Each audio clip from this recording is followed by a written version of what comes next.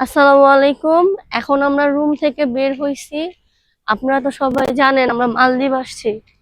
এখন আমরা আমাদের হোটেলের পাশেই হচ্ছে একটা বিচ আছে।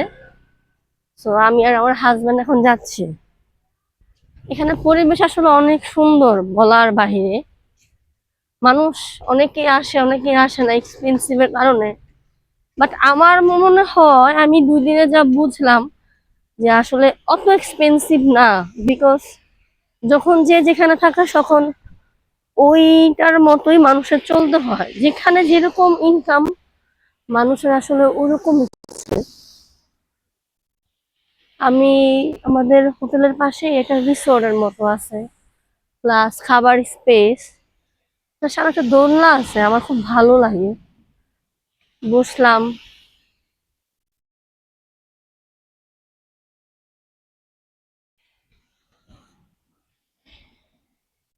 সুন্দর না?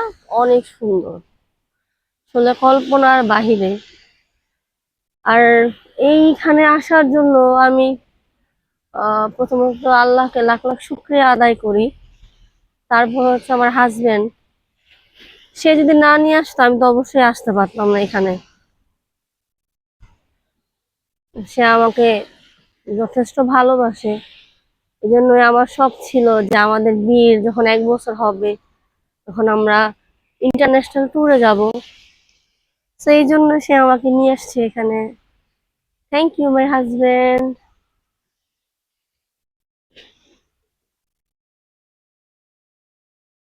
হুম হুম হুম হুম হুম হুম হুম হুম হুম